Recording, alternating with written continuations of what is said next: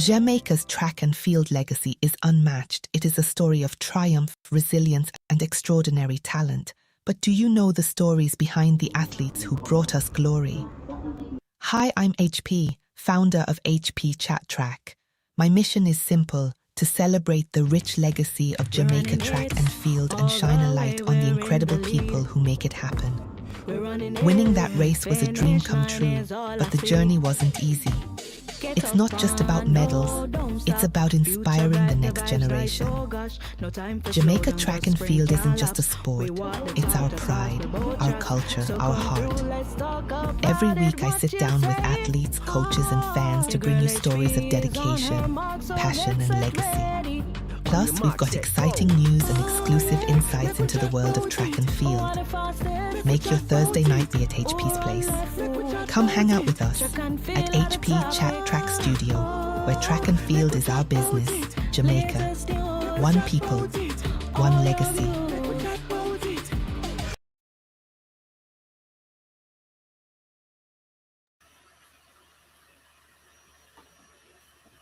Good evening, good morning, good night, good afternoon, wherever you are. Welcome to another episode of Track and Field Business. And of course, with me tonight is Coach's Desk. We are collaborating tonight just to talk about some things that are happening. It's 2026, and already the talk is on track and field meets are being scaled down, track and field meets are being canceled.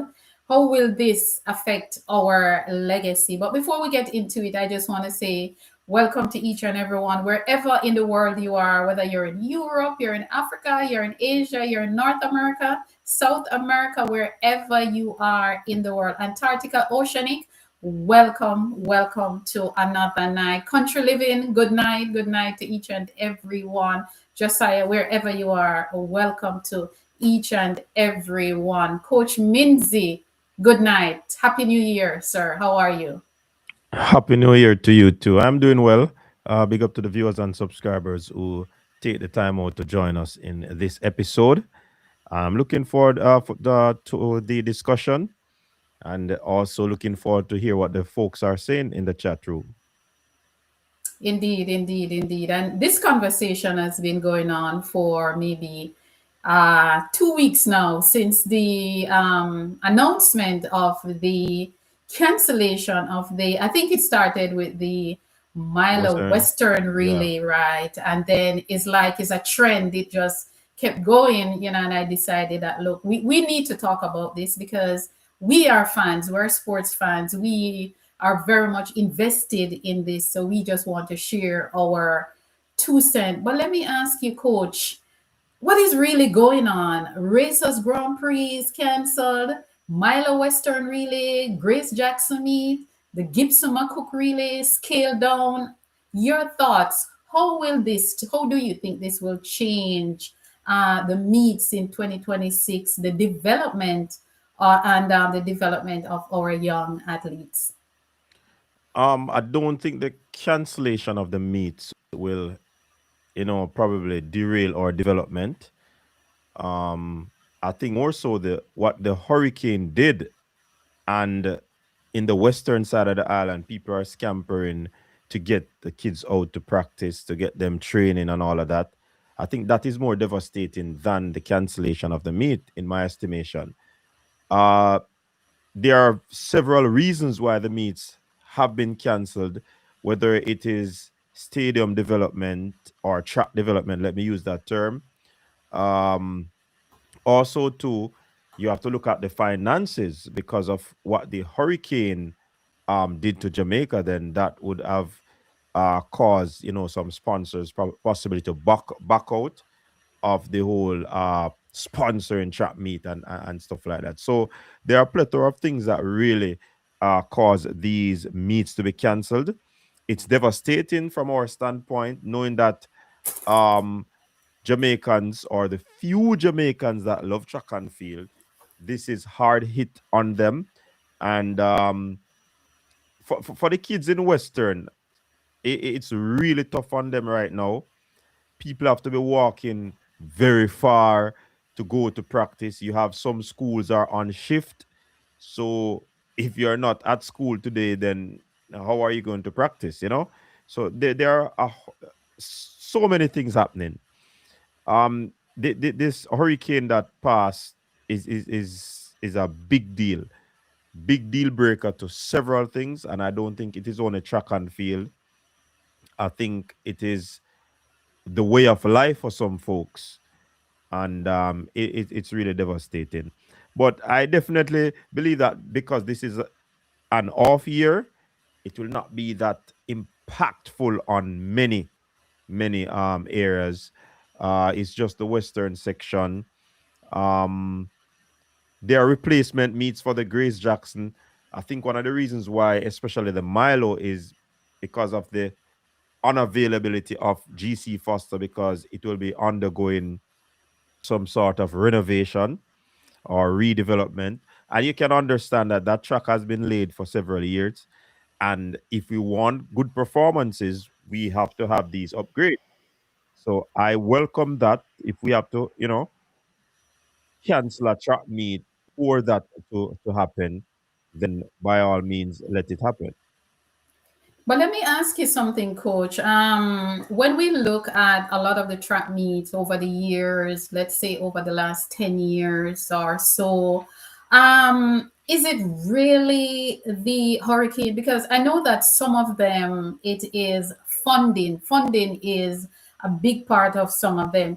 Is it really the hurricane, though, why we're seeing this kind of pull out in terms of organizers are saying we're not going to have this meet this year? Let us take, for example, the racers meet. Last year, the racers meet was struggling to get funding to have that meet.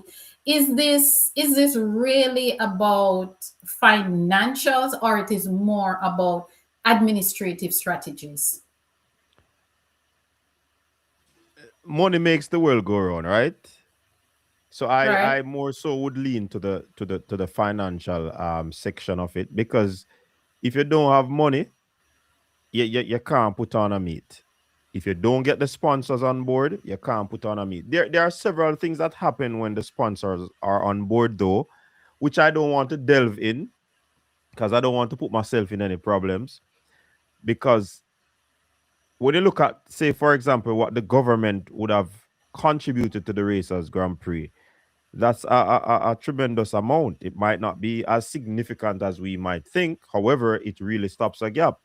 But with what happened where the hurricane is concerned, then the government had to, refocus and put all, which in my estimation could still, but you have to look at the aesthetics. You're having a Right. trap meet and people down that side not, you know.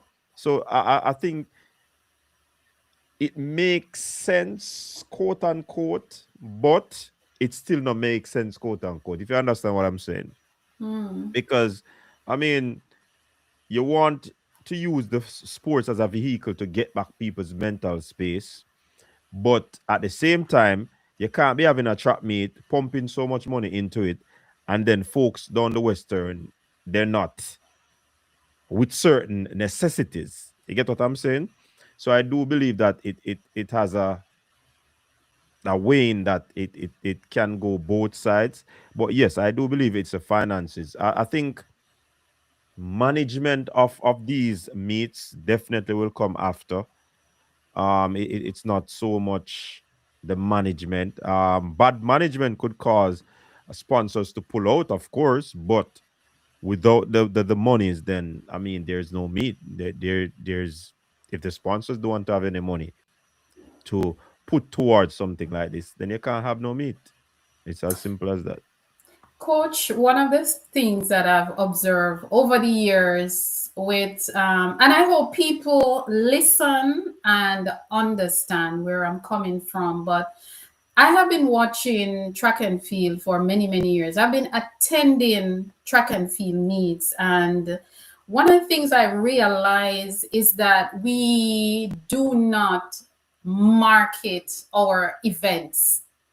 The track and field events in Jamaica They are not marketed. So because of that, it is just the diehard fans that will go out to these meets. People like you, like me, people who are into the sport. But what about other people who are not really into track and field, but you need to get them into the arena to also be a part of what is happening? And that is something I have observed over the years. I've heard people asking, when is this meet? When is that meet? And people like us with the data, we can say, okay, Gibson is normally the last Saturday in February. That has been on the calendar for a long, long time. But I think, personally, I think there's money out there, but we are not doing the work to tap into that money to get some of that money. And that is one of the things that I've seen where track meets in Jamaica, they are not marketed. So people who are not into the sport, they don't know anything about these events. They don't know when they are coming. And it is causing, and I think that is one of the reasons why people are not turning up. But let me ask you something. I have a question for you. Before you ask the question, while I agree with Sure. that statement from you, there's also a side of Jamaicans, whether you're a business mogul or whatever entities. I think it's very, very, very like probably a few of these entities really support sports in Jamaica. So, you can name probably on a few fingers the amount of sponsors you might have when it comes on to sport. And I'm going to single out track and field because that's what we're talking about. You have some long-standing supporters of track and field, but are they many? And then that burden will always be on them. And I agree with you that the sport is not being marketed. And if you're not in the know, uh, but then again, you have a lot of what you call it, content creators out there now that are actually giving up dates. They're actually, telling people that this meet is coming up. When the meet end, they tell you what transpired in the meet. So you have people that are actually doing that. I think that is a part of the marketing. And possibly the content creators do it more often than the persons responsible for these meets. You know what I mean? And several people are going social media. And one thing I recognize is that a lot of people that follow track and field, they are the more mature folks. And how many of them really are computer savvy or smartphone savvy to really know where to go and find these stuff? You know what I mean? So I think one of the pushback is that the sponsors or the potential sponsors, they don't really like to support the sport, because I mean, if you're investing hundreds of thousands of dollars in a particular brand, you are expected to get that return. And quite frankly, it possibly is not happening for some of these people. Only a handful of people really are ardent fans of track and field, and it's just sad. I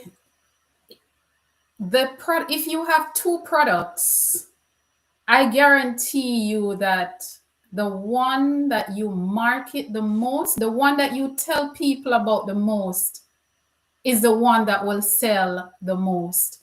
And I have looked at our track and field meets, and every year they look the same. The script is the same. There's nothing different about and we have to remember that the generations, everything is changing. And if you're having an event, one of the main thing you have to do, you have to hype up your event. If you don't hype up your event, nobody's going to come. You have to create hype around your event. Give people a reason to come out. You have to sell the story of your event. It's not just a meet. Sell that story.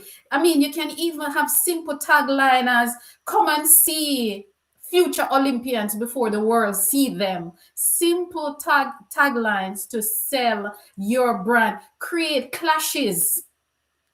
Right now, one of the biggest clash that is coming up is going to be the 300 meters that I see that they're hyping up with Noah Lyles and Norman and a few other athletes. So you have to be creating a buzz, you have to make it an experience for people who are not into the sport. Another thing that we can do is people go out in a group, create group pass for people. Everybody and them friends have a WhatsApp group. Anybody right now who is not in a WhatsApp group, something is wrong. But Create but but create but but create but, but create little things that will pull people out in their posse. while I You understand know, that too, I certainly understand what you're saying. But what is the product? You're going to a small, say for example, a Gibson relay. What are they going to highlight as a matchup that uh, people are going to really be interested to see? all Be right. honest. A year ago, more than a year ago, I said something on this show that if I was one of the organizers or a part of the organizing committee for the Gibson McCook Relay, the Gibson McCook Relay is a big brand. And I said it about, if it's not last year, it's 2024, I said it. If I was a part of that organizing team, I would have create a relay clash and I would have named them Team Shelly, Team Elaine, Team Sharika. Now, to get this done, of course, you would have to talk to all three of them. Team. You understand? Name the teams and let them pick the people that they want on their team and create a buzz around it. Come and Is see is our that Olympian. And is is is that for the seniors or the juniors? Because remember the Gibson relay is more so around the juniors, you know.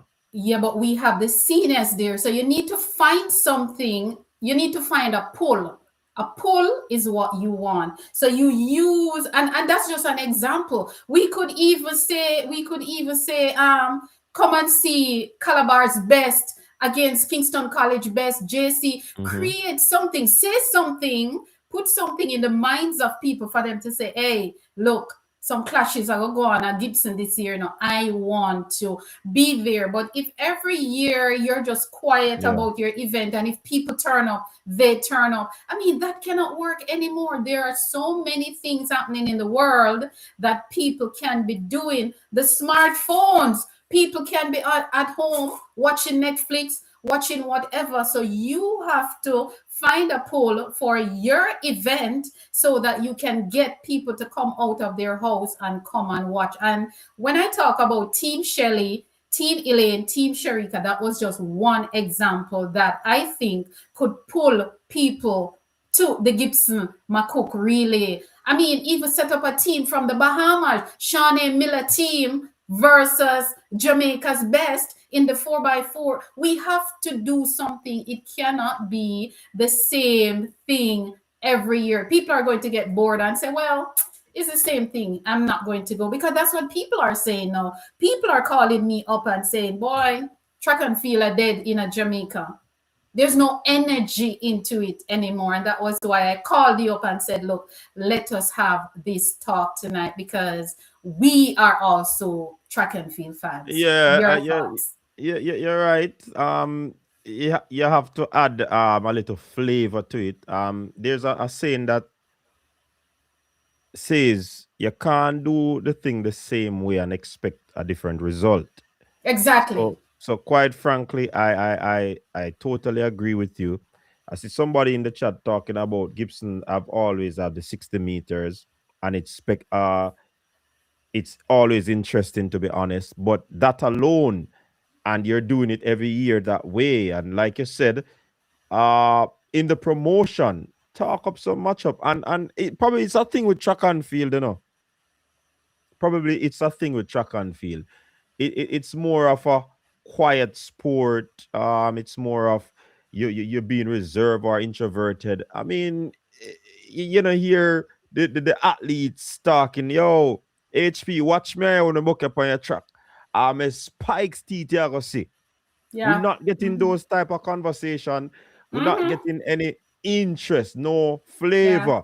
No The, the, the, energy, nothing. the taste is just bland. You Flat. know what I mean? Yes. Now So you get where I'm going. Yep. I Yep. certainly agree with you. I was speaking to a good friend of mine, and the person was saying the track and field meets them boring. Yeah.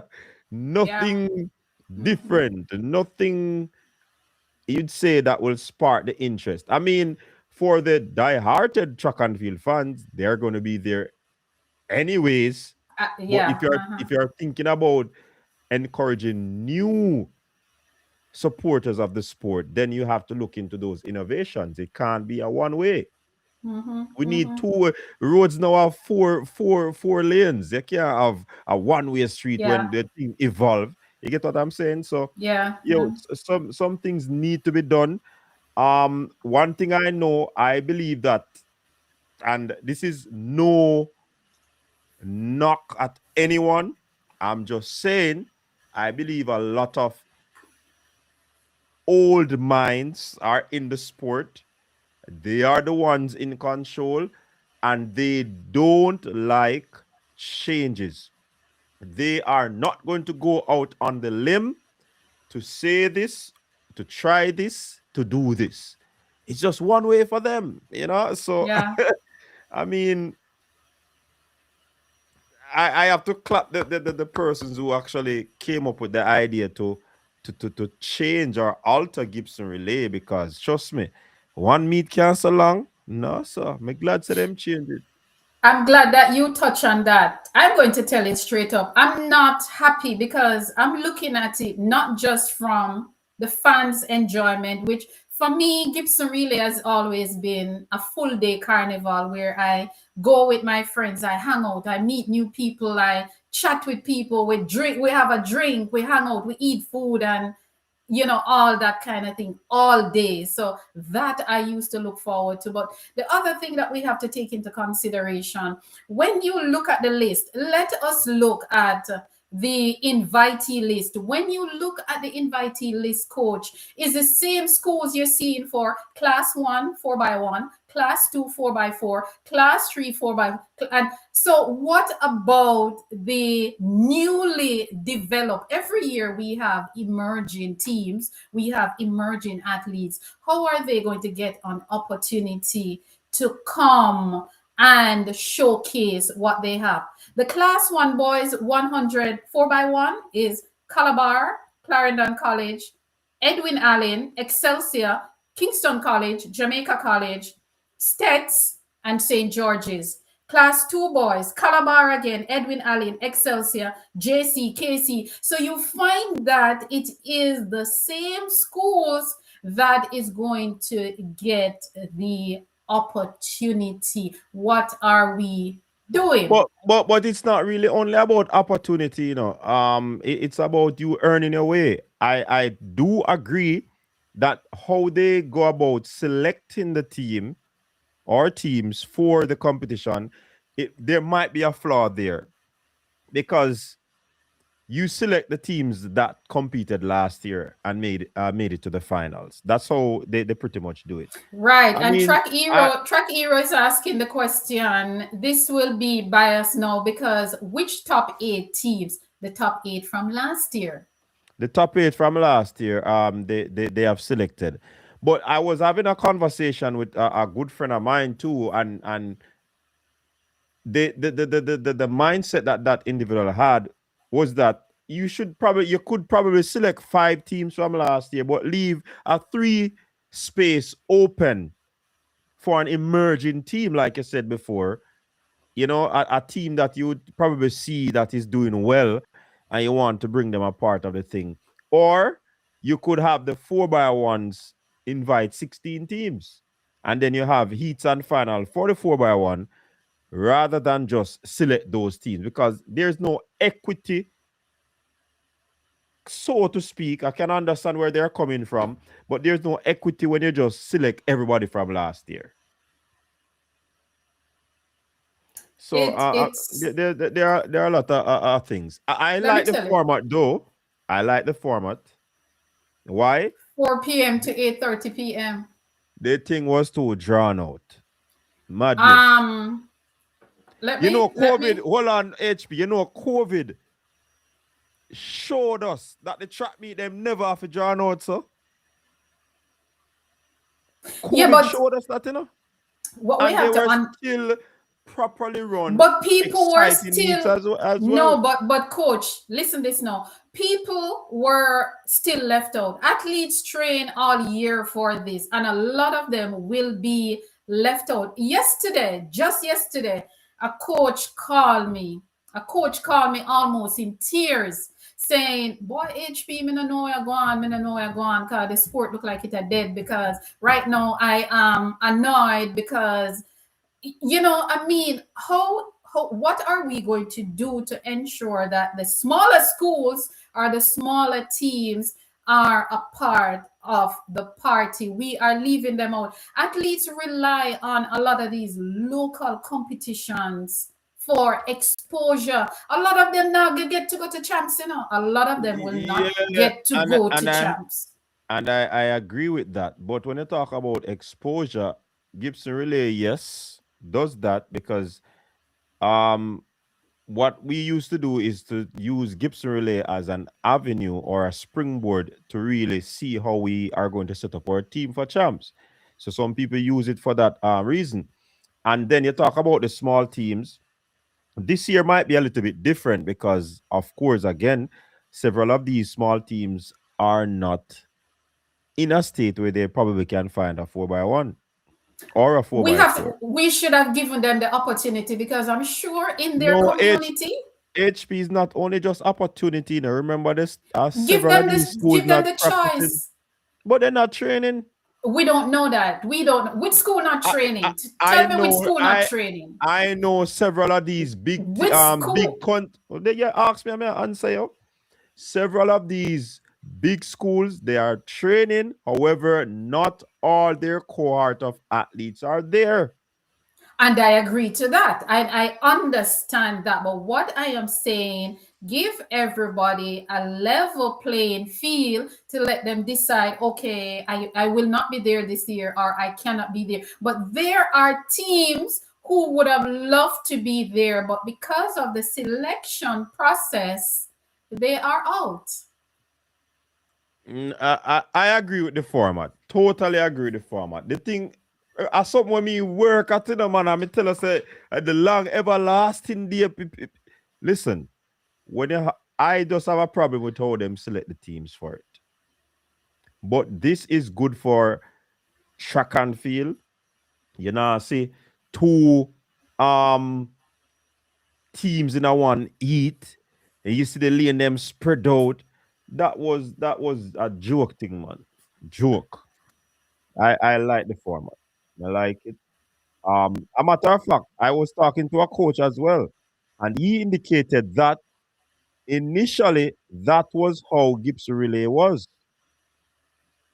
So it's like Many years ago. yeah, many years ago. I wasn't afraid to that aspect of Gibson Relay because I've used to the whole everlasting thing All day carnival. all day, you know. But I mean, I trust me, I have no problem with the format. How they select the teams, that is where I could have a challenge. There's a comment that says, but if them are beating stick for years, how do you want them to be selected in the top 8 invites? Let me tell you, I'm a different human being. I believe that nobody should be left behind. That's just how I operate. And if you're having a competition, allow people to be a part of it, even if they're eliminated. But at the end of the day, it is their experience, and I understand. I don't even know how this will help the event. A few years ago, Penn Relays, the organizers remove USA versus the world from Penn's, and I can tell you that Relay Carnival is not the same. It's not the same. It's not the same. So sometimes, we really have to And I don't have a problem with change. I don't have a problem with change. But in this case, because can you imagine one of the relay carnival is cancelled and the other one is scaled down? And there's a valid reason why one is cancelled. No, but the point I'm trying to make, even if some people who wasn't selected for Gibson, they would have had an opportunity to go to the Western Milo Western Relay with their team. And we know that that is a facility problem and is a long time now. The facility in Montego Bay has been shut down. That facility is out of commission for a long time now. Now, Milo Western Relay is a St. James product, is a Western region product, and that product should not be coming to Central Jamaica any at all. All right. Somebody's saying that you just said that we should promote the meets based on top flight rivalries and competition. How no you want it to be inclusive? This Can't person, eat your cake and have it. no, that person is missing the point. What I'm saying, if you're having a party, all right, you're having a session and you have 5 DJs, promote the party around your 2 big DJs. Simple. Find a pole and pull the people in. So if I'm having a party right now and I'm going to use Kurt Riley, Crazy Chris, Weepo, Billy Slaughter, what I'm going to do, I'm going to use the 2 or 3 big names in that pool to pull out my people to come to that party. And of course, when you come to the party, you're going to see other DJs. So that was what I was talking about when I said to promote the event. Use something that is big in the event to promote the event. So just to make that clear. All right, let me ask you this. Do you like to see the preliminary rounds at the World Championship and the Olympic Games? Yes. I, as a fan, love to see it because it is giving other countries that don't have the caliber of athletes that Jamaica, the United States, and certain countries have a chance. So it would have been the same way if Jamaica did not have the caliber of athletes and we could have only find one person where one male that is running 10-9 or 10-5. Yeah, I would love to see my Jamaican colors go. If you even run in the preliminary round and get knocked out, I think everybody should get an opportunity. And this is why you have preliminary, you have rounds, you eliminate as you get to the top 8 in the world. But I'm just saying there are schools, there are teams out there who are hurting because of this decision, and we're not looking at those people. That's all I'm saying. Think about your son or your daughter at one of these schools and they do track and their team is out. And think about another thing. A school, when you look at the list, a school might just be in one event. Why should I spend money to come to the Gibson Relay with just 4 or 5 athletes for one event? Why should I charter a bus from Montego Bay, from St. Elizabeth, from Manchester with just my class 3 team or my class 2 team?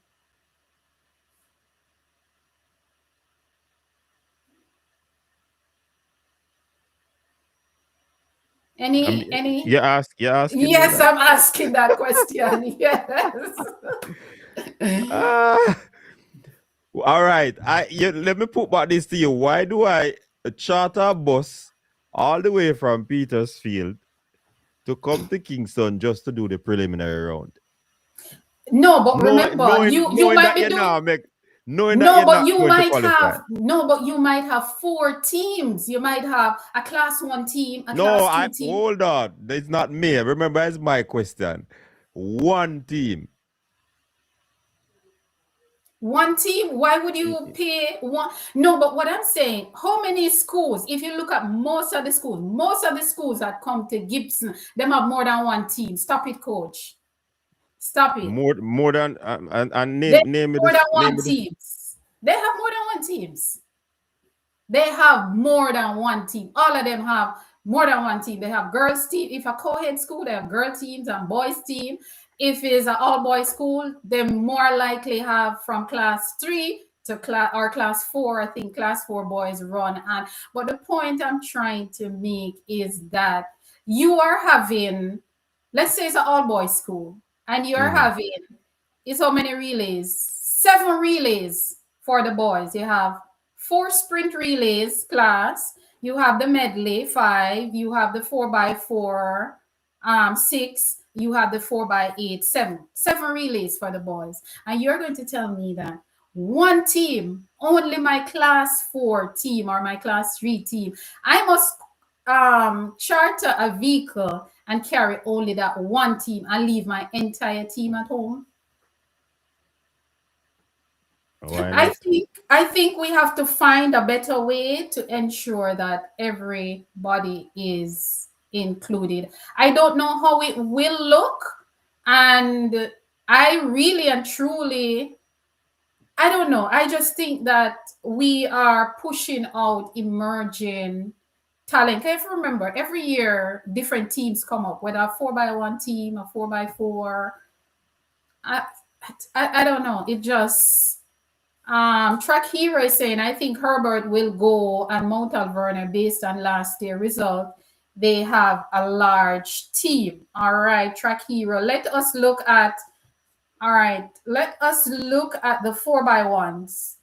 The 4x1s have Kingston College, Jamaica College, and Calabar is in most of them. For class 1 boys, only 3 teams from outside of Kingston. Clarendon College, Edwin Allen, and Stets. Class 2 boys, only Edwin Allen, Petersfield, and Stets.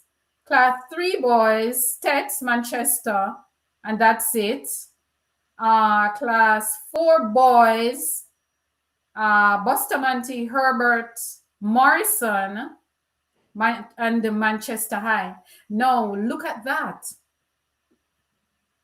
Look at that. You know, again, in terms of you speaking on, everybody should be included. So it's a holistic approach in development. I can remember days at the primary school championship. They used to have everybody from all nook and cranny of Jamaica coming to this meet. One. And you probably have, everybody wants to do the 100 meters or the 60 meters for the younger classes. And you pretty much stay the whole day, and then you have to take your bus and carry these kids back to these parts of the island.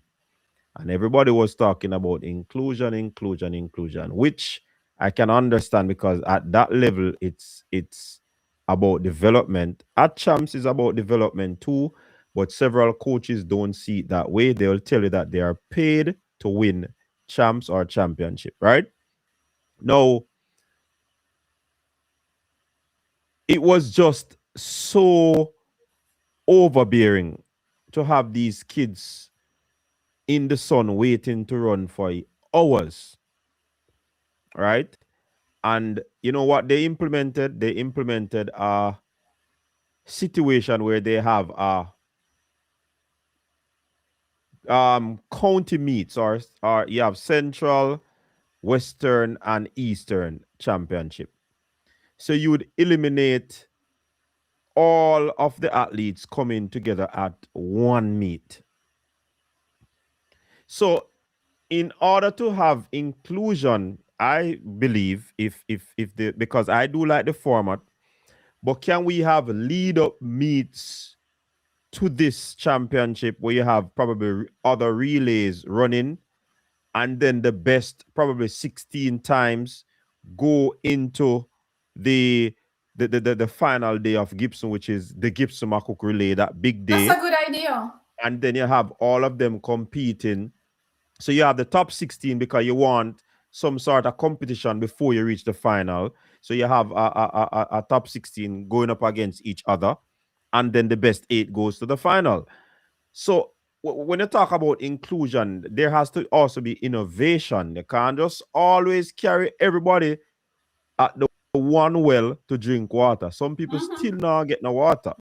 True. So you have to be able to dominate at your level or your area Yeah. so that you can be at the big dance, so to speak. So go on your local party, them your local street party, and then you come a stadium, which is the big dance. So Yeah. something like that could also aid I love that, in coach. I love inclusion. that. Yeah. So it's not only about, because when you have everything On the in one day. one plate, it's gonna be too overbearing. And I'm telling you, over Yes. 10 years, may I do this thing. Good. And that was why I asked a question earlier that was why I said we need to do something to ensure that nobody is left behind. And I like that idea that you have. I love what you said. Let them qualify in regional meets. Yeah. And then from there, you pick the top 16 and have a runoff and the top 8. And that is a very good idea. That is inclusion. That is a good idea. That's a good Right, idea. but for them Yeah. to be at the one place, it can be chaotic. It can cause a whole lot of stuff. Yeah, it So doesn't have to be. we, Yeah. when we talk about inclusion, it doesn't have to be in one bucket or one well. Yes. It can be several of these small pockets of water catchment area, and then you move to that big well whenever the time comes. Yes. So Yeah. I think that is something that can be done. Uh, Look at champs itself. Remember, they used to have everybody competing at champs, but there is, and that was inclusion, but they realized that it just can't work. So there's now a qualifying standard for you to be at champs, which makes a Yes. whole lot of Oh, sense. yes. Yes. And Yeah. it still have these athletes from the schools that might seem like they are not traditional schools. They are competing at various meets with some of these top schools, trying to get their times up to par, up to standard, so that they can come at the big dance. So if it is something like that, I certainly agree with it. Yeah, man. But Whatever works. Whatever works. Once everybody get a shot at it, I am good. Everybody don't have to dance on the same day, but ensure that they get that opportunity. So yeah, yeah, even if they're eliminated, and this, come better coach, next year. and coach, this is why we have a problem with parents moving their children from smaller schools for smaller teams to bigger teams, because the bigger teams are the teams that are getting the opportunity. So a parent who have their child at a small team school and they're getting an opportunity to go to one of these big schools, I cannot knock them for taking that opportunity, because at the end of the day, is the person at the top of the food chain, is the person at the top that is going to get the first opportunity, sadly. So this too is why we have so many of our student athletes moving around from schools to school, because depending on which school you go, your opportunity is greater. And if we're saying people need to stay, we're encouraging children to stay at their school and they can become great by staying at their school, we must open the doors to them getting the same opportunity. And you wonder, when athletes move from one school to one next and they become a world star, if that was a lot of pushback probably would have been in that decision. But at the end of the day, sometimes these moves pay off. Sometimes Yes, the yeah. contacts that the bigger school actually have, they can lead them towards scholarships once they're doing whatever they're supposed to do. So a lot of variables come in place. I do believe that we have very good coaches right across the island, and you also have coaches that are working vicariously and that are experimenting on the kids and sometimes causing problems with these kids. All right. And sometimes there's overworking too. You know what I mean? So Yeah. a whole lot of things happen. It is just that you have probably 3,000 athletes and probably 10, 20 get an opportunity. So not everybody that goes through the champ system, goes through the collegiate system, is going to go to be a professional athlete. It cannot happen. It will Correct. not Correct. happen. Not Correct. every child that goes to Campion College ended up being a doctor. It is not Yeah. so. Yeah. Yeah. Yeah. Yeah. Algae 78 20 saying there are regional meets structured like what you're talking about. Gibson is not that meet. It's season opener and all relays. Algae, the thing is about a lot of the early season track meets before Gibson relay, they don't have a relay structure. They don't really run relays. So what coach is saying is They that could add it.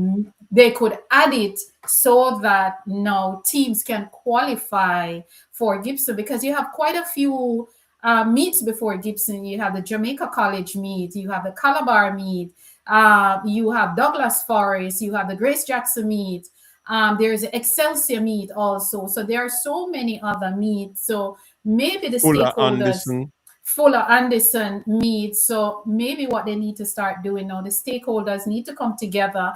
If this is the format Gibson McCook is going to keep going forward, then they now need to have the conversation with the stakeholders and said, look, we want you to include relays in your meet so that teams can qualify based on that. And that will give everybody an opportunity, because teams will now turn out to run the relays at these development meet so that they can get into the big dance, as coach said.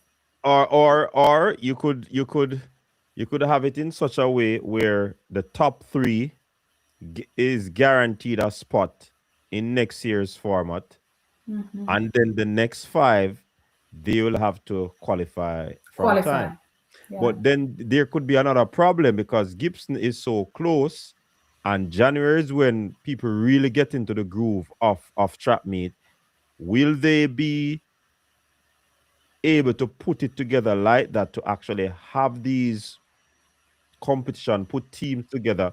Well, I guess if they know it can happen. But I think that also poses a problem even in terms of coaching, because you don't want to overstretch, especially if you have a fragile class one team, class two team, class three, and you're relying on them to score big points for you. You don't want to put them under pressure too early. So there, you see, it's not as easy as I just spoke it. So it takes a lot. Or what they can do, coach, if you know that you want to qualify for the Gibson relay, you take a team to one of these development meet. Don't do not put them in the individual events. Don't put them in a 100 or 400. Let them just go there and run relays, because you can do that. You can do that. And I mean, we can almost treat it like the world relays, where teams are now qualified through the world relay, and the top 16 teams, of course, the top 14 teams from the relay automatically go, and then the other two teams, based on ranking, get in to make the top 16. So I like what you said, coach. I really, really do like it. And I hope that instead of just choosing the top 8 teams from the year before, they can look at something like this. Because, as I said before, you do have emerging talents. Because I've been watching some track meet since the Jamaica College meet, and I'm seeing some things. New athletes emerging every day, and they're not all from the big schools. So it's just for But us to be creative and find a way to include them so that they can be discovered. I agree with that. But I mean, they're getting an opportunity to these D meets.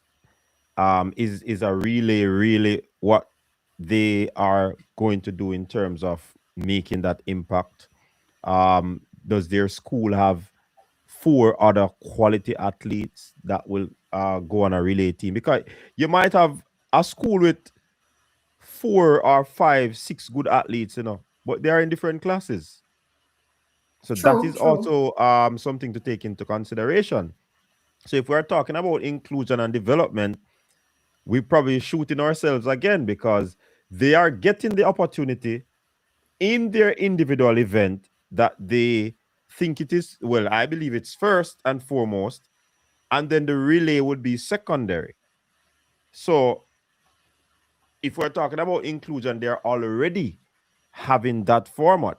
Relay is just a byproduct of the talent, whether we agree or not.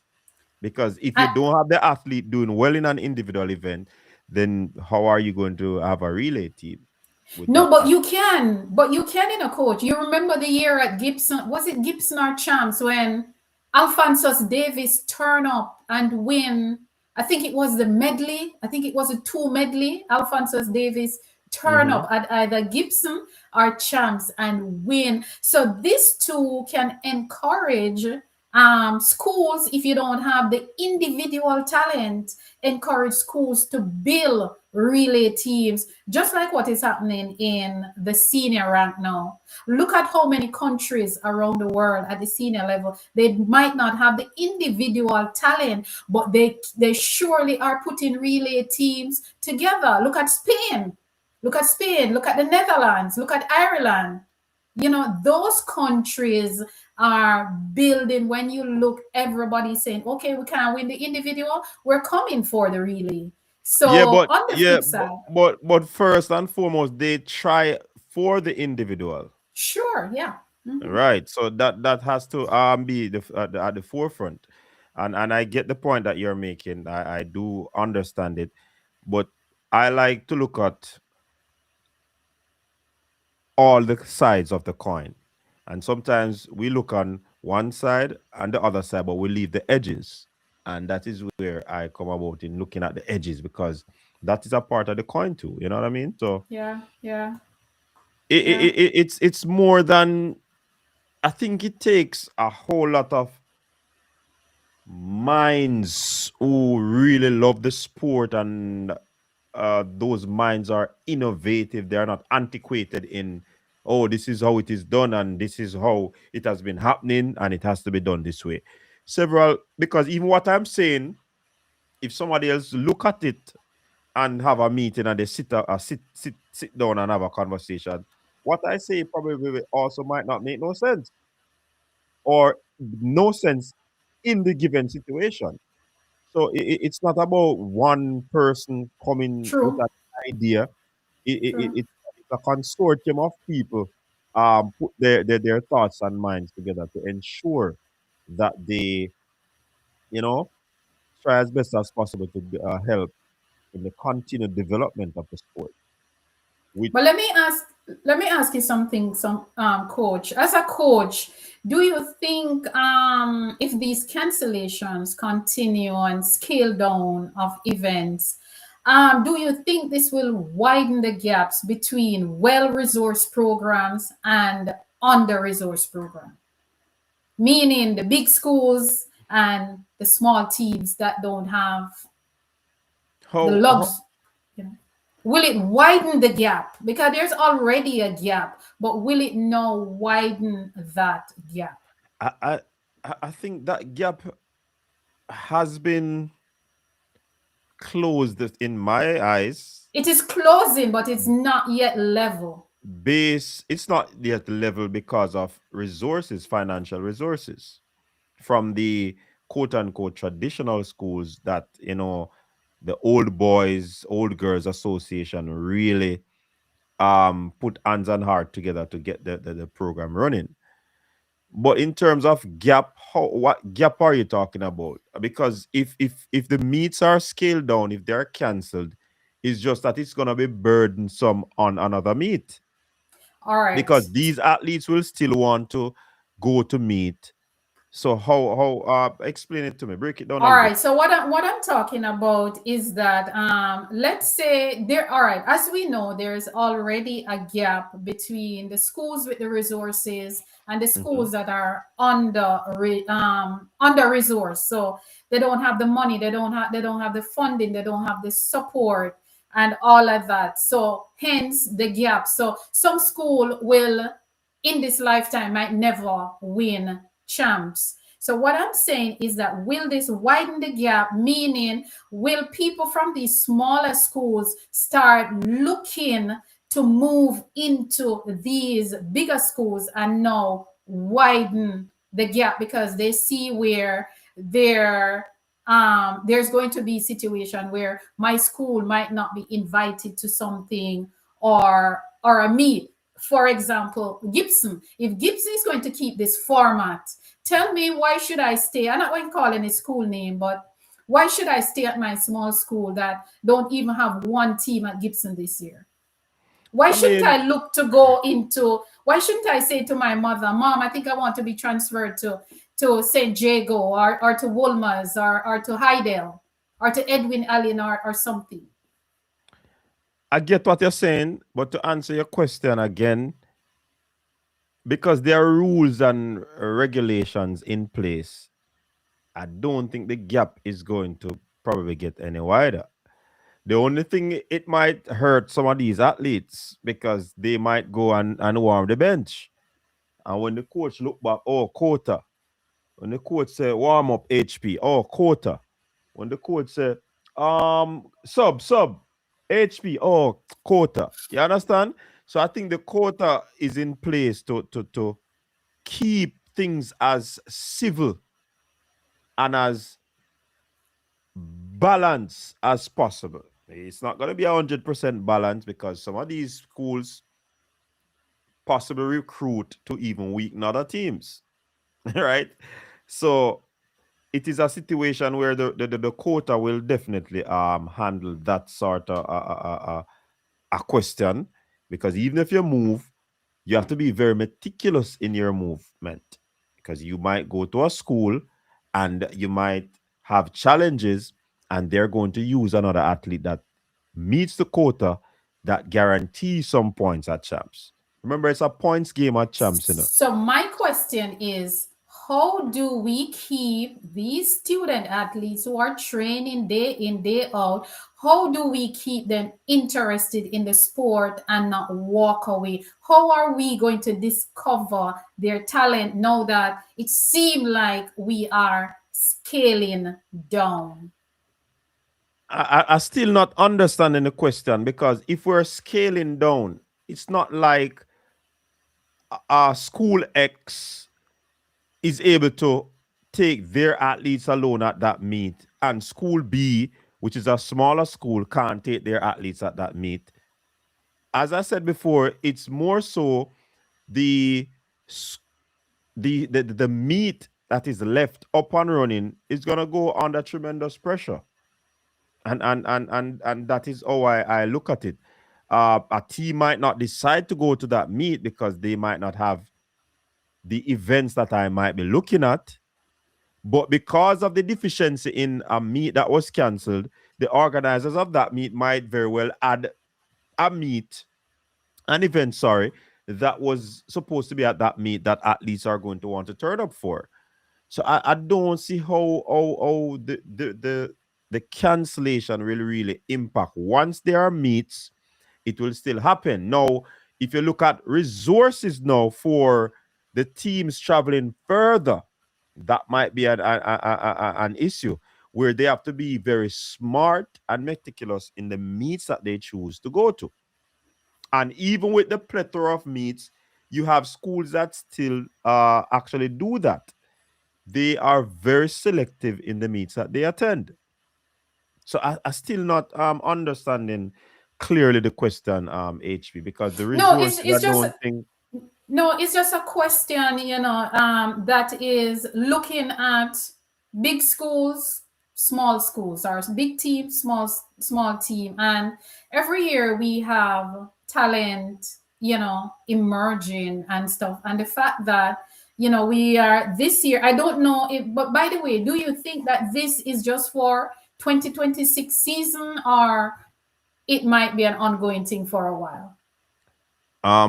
It depending on how this goes, the organizers might probably add some heats to some of these races to let it be more competitive rather than just go to the teams that actually make the finals, So there might be a case where they keep the format. I don't know what is in the back of their heads or whoever the planners are, how they're going to do it. I guess they will use this meet to actually be a litmus test to see how they're going to go about, making adjustment, keeping the format, or relapse, revamp, and go back to the format that it was.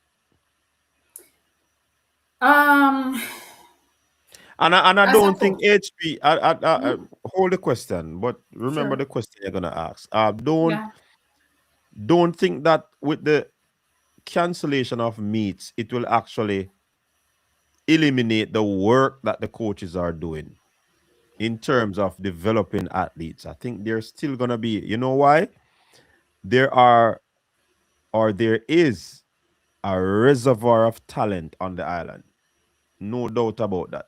Remember, when we think about these athletes, right? And we said last year, quote unquote, it was Tina versus Brianna. And the year after it was Ashanti versus Kevona. Then you have the twins versus Alana or Serena versus Alana. Every year you're going to have a rivalry. That goes to show that this reservoir is always up and running. So I don't think it will really stop. It might over time, if it continues, cause people to probably be discouraged, yes. And even how it is right now, people are discouraged. So I mean that is never Yeah, a going to. lot of people are discouraged. Coaches and fans have I've had my phone ringing from some of these announcements were made, and I'm going to be honest with you on air. I am discouraged too. I am discouraged, and I'm looking at it from the athlete's perspective. I always try to look at it from the athlete's perspective. We know that the development needs is what help our athletes to get to the next level, which is to champs, and then of course from champs to the next level, which is to college, and then from there to the next level. So and when you look at a lot of our major star, when you look at some of Jamaica's most successful athletes at the highest level, they're not from the top schools.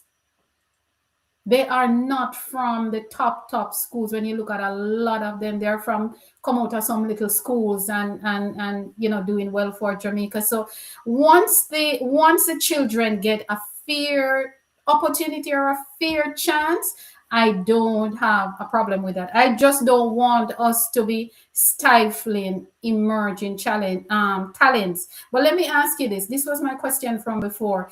Do you think encouraging private sectors, governing bodies, alumni, and the diaspora to come together could help? Ask the question again. Do you think that encouraging private sector, governing bodies, alumni, the diaspora to come together, do you think that could help where we are now? Because I know that a lot of our track meets is struggling financially. That's a very good question and a hard question. I think we can do it if we come together, but the organizers must be willing to do some of the work. Yeah, They definitely. have I to do think some of the work. it takes hand and heart. It takes a village. But what if the village is not interested interested in growing the product? Because I tell you, track track and field fans are endangered species. Track and field fans are Yeah. little and few. You know what I mean? The So die-hard fans, yeah. yeah, so I mean, you love track and field. That's why you're still engaged in these conversations. Some people just in it for the races, for the results, for the Yeah. Olympics, for the World Championship, for the World Yeah. Relays. So it is hard. I just hope that it will not happen like what you call it? Um a WIC. Maybe just leave it there. I'm not going to pronounce. Ooh. Somebody said that to me yesterday that they feel like, and this was from a coach. The coach says, I feel like we are heading. I think coach maybe have a little problem there. The coach said to me that I feel like we are heading to where WIC is. No, if you don't know what WIC, I'm not going to tell you. You have to go and look that one up. But they feel like that's where track and field is heading in the region, and we have to come together and do something. We're a part of it. We're the fans, and we're not here bashing. We're just here asking questions that will affect us as the fans. It will affect the athletes. It will affect the product. You understand? Because if the fans are not coming out, and I tell people all the while that I don't know. It's like sometimes I wonder if we understand how important gate receipt revenue is. It should be a big part of your revenue. So the idea is to pull people into the arena, find a way to come up with something different and say, okay, a special prize for WhatsApp groups.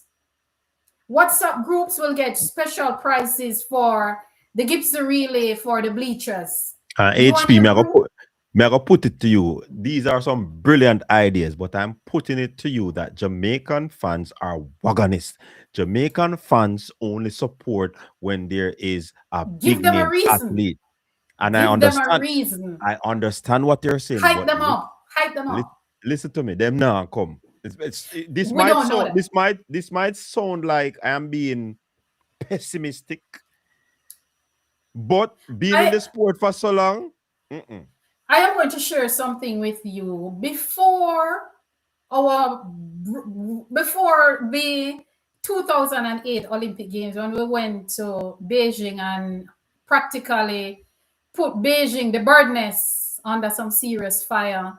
The company that I used to work with, and I'm not going to call the names of these meat, but the company that I used to work with, we used to sponsor a lot of these trap meets, some of the biggest trap meets in Jamaica.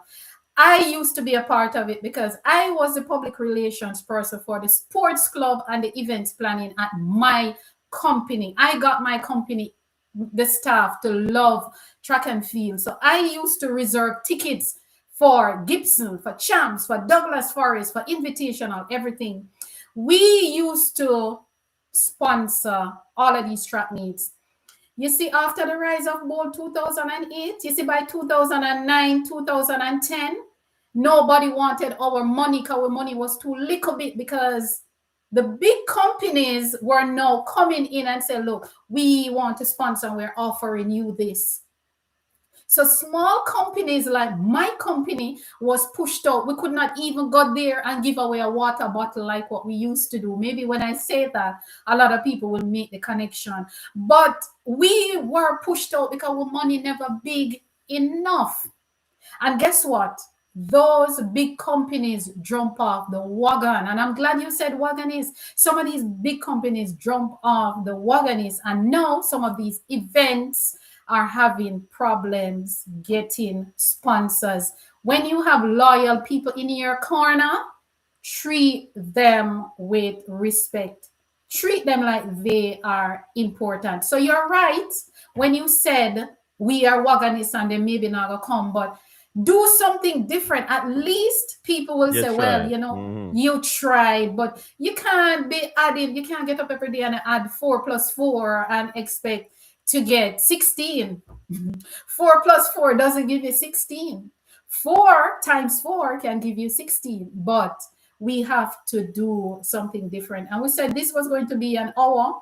It's an hour and 10 minutes. Yeah. And but in closing though, if we don't address this now by uniting, where private sector, the government, the fans, the diaspora, the clubs, the schools, if we don't come together, I can tell you that we're going to have a problem in another 5, 10 years. What would you change, coach, if you get an opportunity right now? What would you change today to ensure that the next generation of athletes still have a fair chance to succeed? I There's know it's a mouthful, I know. yeah, so many things to change. Marketing, um, taking care of the junior athletes, um, try and get well, marketing will try and get sponsors on board, innovation to ensure that the product is not the same because track and field, I tell you, can be very boring. So you have to have innovation, try new things, you know, um, intensify some of the things that you do. A whole lot of things. We can't even put out everything Yeah. right now, but there are a whole lot of things.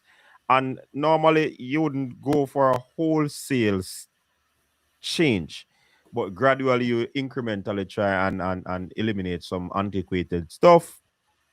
You need fresh minds in the game. You need fresh thoughts, fresh input, and stuff like those. I respect the persons before, but trust me, because of the era that we're in, you need some young minds, and this is something for these folks that are in this position. You need some fresh thoughts in the thing. You need some young minds to help, even if you're not going to put them in positions, but keep them as a part of your sub team, sub committees to ensure that they who are so engulfed in the sport give you ideas so you can improve the product, so you can help the product to become a better product. You understand? It's not always you doing it the same way. Try something new, man. You know what? Yes. I learned something in business while I was doing my internship, right? There was this gentleman.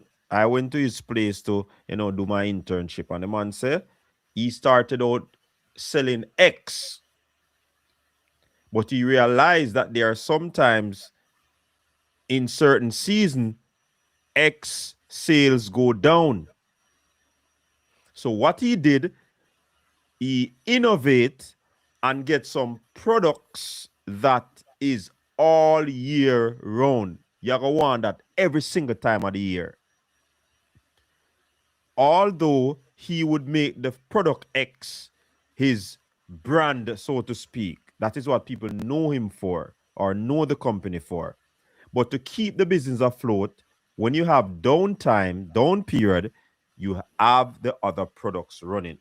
So these are some of the things that these gentle people can, integrate in the sport to ensure that the sport keep going. You know what I mean? So Totally agree with you, coach. Totally agree with you on that. And my answer to my own question is I made sure to write down some stuff because I did not want to forget them. And one of them should be development focus. One, it should be development focus. And this is rebuilding and safeguarding the development path.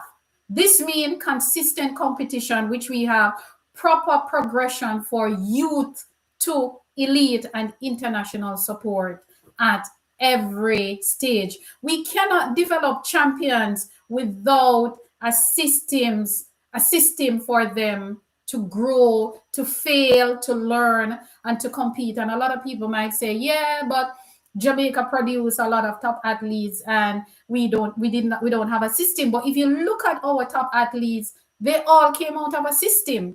If you look at a lot of them, whether they train in Jamaica or they train abroad, they had a system behind them, hence the success. Another one is we must ensure fairness by reducing the gap between well resourced programs and under resourced ones. And of course, we spoke about that before. Every athlete, regardless of the school, the parish, or background, deserve the same chance to develop, compete, and be discovered. The third one is holistic athlete response. We must change how we support our athletes beyond the stopwatch. Let me say that again. We must change how we support our athletes beyond the stopwatch. We have to pay attention to their mental health, education, life skills, career planning. Success isn't just about medals, it is about preparing athletes to thrive during and after sport. The next one for me is we must stop treating development as an option. Let me say that again. We must stop treating development as an option. If we continue cutting competitions and support structures, we are quietly closing the doors. The next generation doesn't need motivational speech only, they need opportunities. Number five for me is Jamaica specific legacy response is very, very important to me. I am about the legacy. We must protect the pipeline that build Jamaica track and field legacy. Our success didn't happen by chance. It was built on opportunities, competition, and community. If we want the future to be as strong as the past and the present, we must invest now. We need to pay attention, and we need to pay attention now. Number six, solution oriented closing. The biggest change I would make is to collaborate schools, clubs, sponsors, and administrators. They must work together, coach. When we stop working solo and working as a unit with purpose, the next generation and Jamaica will win. But we cannot win single-handedly. We have to come together. So despite what is going on this season, though, coach, despite everything that is going on this season, what are you looking forward to from the local market? And with that, we're going to wrap after that. What am I looking for in terms of track and field, or in Yes, terms of for the kids or the just product for the itself? 2026, just for the 2026 season for Jamaica, the product itself, whether at the junior level, the senior level, just your expectations this season. I mean, this year is gonna be one of those light years, so to speak, because of lack of a major championship. But there are some little meets or championship that will be coming up. I'm looking forward towards the under 20 championship because that is gonna tell us where our juniors are at. You know what I mean? The seniors, they have this year to just work on some things, tweak some things, and see how best they can catapult into next year. So I'm really looking forward to see the junior athletes, how they perform against the rest of the world junior athletes. I mean, not not many junior athletes go on to become world stars. You know what I mean? But I am looking forward to our junior athlete this year. Yeah.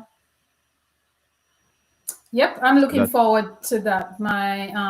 Myself, I'm looking forward to Eugene. That's where it will be. yeah. And I'm also looking forward to, because as it is right now, we have a new crop of athletes coming into play, making their way into the senior rank. And I would love to see Jamaica send a strong team to the Commonwealth Games. I would love to see a lot of these young athletes roll out for the Commonwealth Games, and just to have some fun and have a good championship, and then come back and get ready for two big seasons, 2027 and 2020, and LA 2028, which will be in the United States, will be a big one. I hope I will be around to witness that myself. But I'd love to see our younger athletes who are in the wings.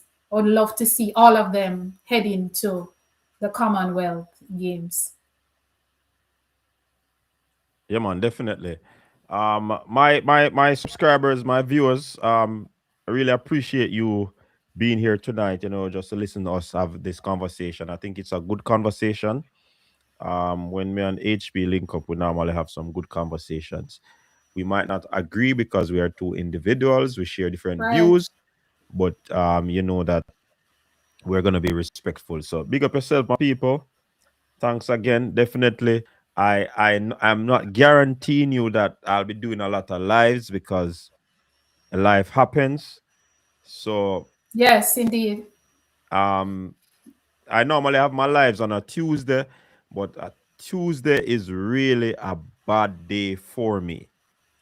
So I just hope my people can forgive me. And if you have not yet subscribed to HP Chat Track, you can do so. She always have some very good interviews with different people in the sport, whether administrator, athletes, or coaches, anybody involved in the sport. She have the whole of the links, them people. Thank you very much. Thank you very much for that. All And right. I too want to say thanks to everyone for turning out. There's so many of you, normally I call names, but you are so plenty. I am not able to call all the names tonight, and I don't want to leave out anyone. So thank you guys for being here. And as always, it is always a good hangout when I hang out with this gentleman. Very knowledgeable, very unbiased, and very objective, because at the end of the day, it is all about the sport, and it is all about Jamaica track and field legacy, and that's what we are about. So thank you all for being here. Have a great weekend, and thank you all. Remember to like, share, and subscribe. That's something I don't say a lot because I get so involved in the conversation, I forget to tell people to subscribe, share, and like. So please show me some love. And again, happy new year and all the best for 2026. Thank you all very much. And coaches, there's Coach Minzy. Thank you very much for always coming to my rescue or just jumping on board. As I said earlier, it takes a village, it takes a community. Collaboration is where the world is heading. So thank you very much, sir, and have a good night. And remember, if you're on my platform and you have not yet subscribed to Coach's Desk, please to go and subscribe to Coach's Desk TV. He has a lot of excitement going on his side also. So have a great season, guys. It is all about Jamaica track and field legacy. Have a great weekend. And remember, show the athletes some love and be kind with your words. Be kind with your words. Thank you very much, everyone. All right. Have Peace a out. great night. Thank you. Thank you. Have a good one. Thank you, guys. Have a good night. Good night. Good night. And good night.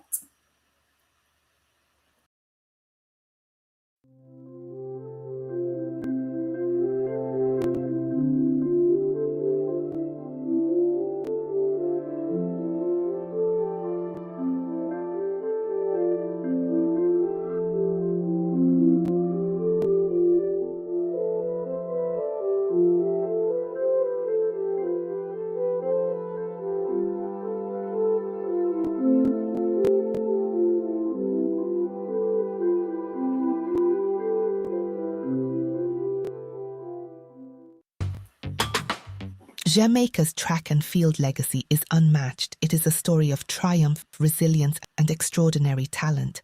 But do you know the stories behind the athletes who brought us glory? Hi, I'm HP, founder of HP Chat Track. My mission is simple: to celebrate the rich legacy of Jamaica track and field and shine a light on the incredible people who make it happen. Winning that race was a dream come true, but the journey wasn't easy. It's not just about medals, it's about inspiring the next generation. Jamaica track and field isn't just a sport, it's our pride, our culture, our heart. Every week I sit down with athletes, coaches and fans to bring you stories of dedication, passion and legacy. Plus, we've got exciting news and exclusive insights into the world of track and field. Make your Thursday night be at HP's place. Come hang out with us at HP Chat Track Studio, where track and field is our business, Jamaica,